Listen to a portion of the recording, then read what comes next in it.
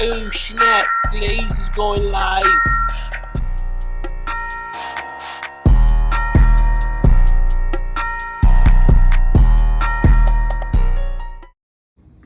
Hey, good day, good day, good day, good day. Hey, thank you for joining me. Just in case you're joining me for the very first time, I'm your host, the one they call Brian Glaze Gibbs. Hey, what I do is I talk about the good, I talk about the bad, I talk about the ugly, I talk about where I went wrong as a young kid. When I jump up that porch, want to be cool, want to be down, want to be a people pleaser, want to impress these young girls. Listen, folks, let me tell you something. Only thing come fast, trouble. Easy to get into, hard to get out. By me becoming who I became between the age of 14 and 24, I got myself in a world of trouble. All for what? Because I want to be down, I want to be cool.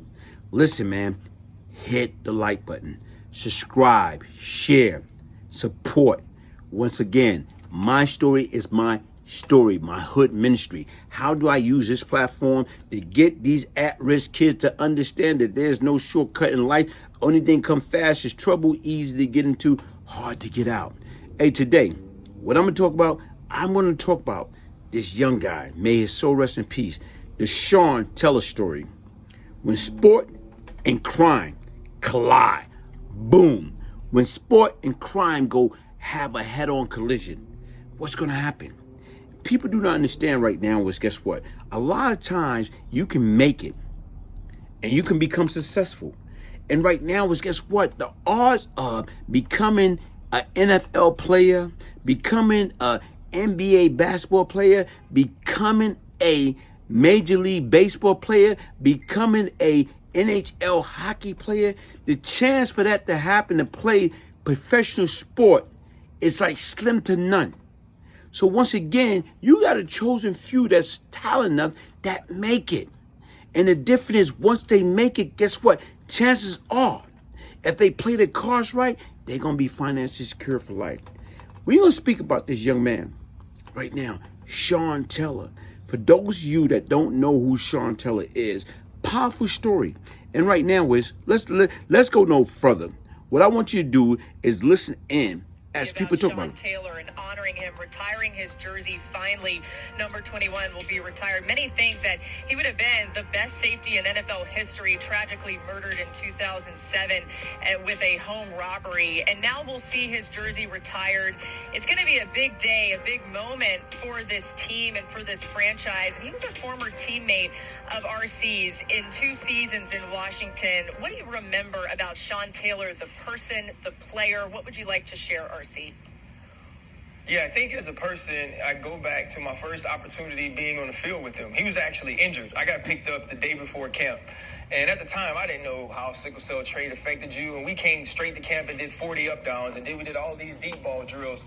And I'm laying on the ground, kind of dying at the time. And he walks over to me and he was like, bruh, you got to do something. He's like, if you don't do something, you're not going to be here. And I remember the next practice, I come out and I get 2 picks, and we're in the meeting later on that night. I'm 2 years older at the time. And he's like, yeah, bro, like, that's it. And I just remember that first meeting, him being 21 years old, being so confident in himself and being so compassionate to somebody he had just met that day. And then now I think about further down the line, we got to talk in my last preseason, and somebody had asked him, did he think his play dropped off because I was no longer there? And his answer wasn't as great as his answer always was about me, because he was so tired of hearing it. And he walks over to me and he apologizes. And I tell him, you never have to apologize to me. But he told me how excited he was to be a father, how excited he was to have found a higher power, how excited he was to be the man that he was growing into. And the thing that I hated was I felt like he was taken from us before the world got to see that. He was a great friend. He was a great father. He was an amazing human.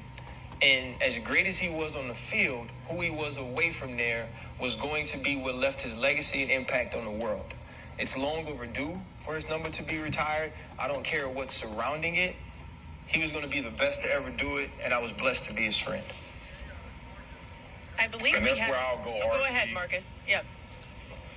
That's where I'll go, RC, that personal relationship you had with him. But I know, playing for the Dallas Cowboys, Seantaylor was the focal point for our offense.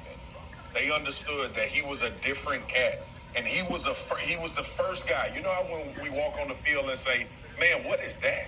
I ain't never seen that before. Yeah. That was Sean Taylor when you showed up to a football field. You were thinking it ain't no way in hell this dude's supposed to play safety and he can run like that. And he has hands better than most receivers in the NFL. He can come down in the box and tackle. When you talk about the potential to be the best ever, I say no.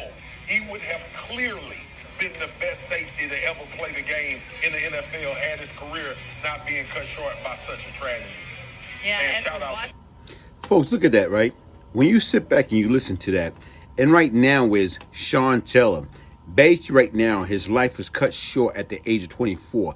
Had his life haven't been cut short at that early age, he would have been one of the best in the NFL playing his position. So when you look back and you sit back and you think about it, man, what the heck happened? How did that happen? You know what? Let's go in depth, okay? Man get 57 years in prison and Sean Taylor death. The man who prosecutors say fired a shot that killed Washington Redskins star Sean Taylor during a botched 2007 burglary was sentenced Thursday to more than 57 years in state prison. Miami-Dade Circuit Judge Dennis Murphy imposed a sentence on Eric Rivera, 23, one of 5 Fort Myers area man charged with Taylor death after they broke into his house looking to steal cash. One has pled guilty and 3 others are still waiting trial. Rivera confessed to police on videotape that he shot Taylor after the NFL player confronted them at his bedroom door with a machete. In the confession, Rivera also said the group didn't realize Taylor would be home with a knee injury instead of playing a Redskin game against the Tampa Bay. He lost his life defending and protecting his family, said Assistant State Attorney Reed Rubin in a closing statement. They kicked the door in. They shot and killed him for no good reason. Testifying in his own defense last fall, Rivera claimed the confession was forced and improperly coerced, and that someone else in the group shot Taylor with a 9mm handgun. A jury convicted him of second-degree murder and armed burglary. He was originally charged with first-degree murder, but was ineligible for the death penalty because he was 17 at the time of the killing. In a brief statement, Rivera told members of Taylor's family he was sorry for the killing and that Taylor was a good man. I live with his death every day. I'm going to have to deal with the consequences, he said. Several Rivera family members plead for leniency, noting that Rivera was still a minor at the time and that he had never been in trouble with the law before. But Rubin said Rivera had committed perjury in his testimony and tried to influence the testimony of others in the case. He's a sophisticated, manipulated criminal. There's no good reason to believe he will change, Rubin said. Rivera could have gotten life behind bars. His lawyers are planning to appeal his conviction. Taylor, a first-round pick by the Redskins in 2004 draft, was a hard-hitting Pro Bowl safety who had previously starred at the University of Miami. He was shot during the November 2007 confrontation in the upper thigh, damaging his femoral artery and leading to massive blood loss. Taylor was 24 when he died. His girlfriend at the time, Jackie Garcia Healy, and their then 18-month-old daughter was in the room with Taylor when the confrontation occurred. Garcia Healy, in a statement read by Rubin, said Taylor's death was difficult to bear, particularly for their daughter, also named Jackie. You only get one dad, and hers is gone. It breaks my heart to pieces to go through each day and each milestone without him, she said. The gun was never found. Police say it was stuffed in a sock and thrown into the Everglades. Several witnesses at Rivera trial testified that Taylor often kept large sum of cash in the house.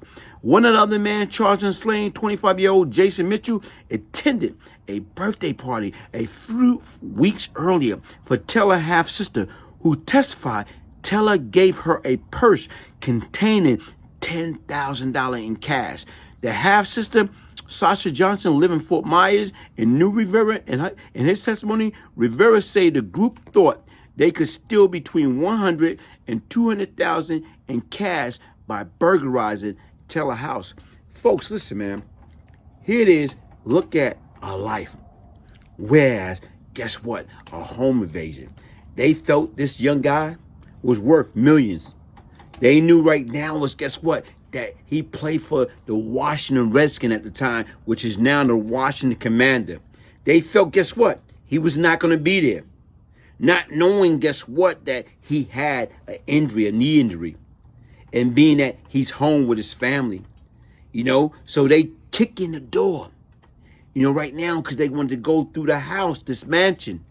And they want to find what they was expecting to find, $100,000 to $200,000 in cash. Easy, cold cash money. Folks, listen. Here it is. This young man that made it, that became one of hundreds of people that make it into the NFL each and every year. He was like a top 5 pick in that year, and he made it. But his life was cut short, even though he had some run-ins.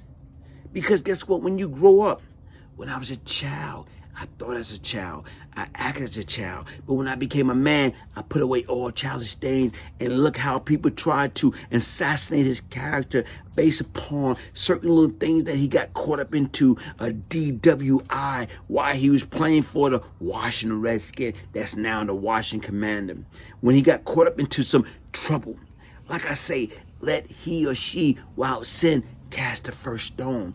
Listen, folks, home invasion, you know, robbery, you know, stick up, selling drugs, killing, committing any type of form of crime against your brothers and sisters, it's not worth it. Like I say, it's easy to get in trouble. It's hard to get out of it. So you got these young individuals that thought they was going to get a quick payday. And what happened? They take it upon themselves and they scope a place out and they went with a home invasion. And this man happened to be there. He's 6'1", in the best shape of his life. Right now, he kept a machete right there in the bedroom. So right now, when he came at these guys, they got scared. Wait a minute here. You know, so they got a 9mm, and what they did, squeeze the trigger. They didn't mean to kill him. They shot him. They shot him in his lower body. They shot him in the leg, but they hit a main artery. And look what happened, folks. Hey, listen, folks, crime doesn't pay. Only thing come fast is trouble easy to get into, hard to get out. Take it from somebody that know. Hit the like button, subscribe, share. Get your signed copy of the Beyond Lucky book, the Brian Glaze Gibbs story, a true story of crack, money, murder, redemption. I was once the problem. Now what I seek to do, be part of the solution. I wasted 15 years out of my life that I cannot get back. Google Brian Glaze Gibbs. And right now, see what you come up with. Like I told you, I'm not proud of the person that I once was, but I'm proud of the person I am today. Peace, love, and prosperity. One love.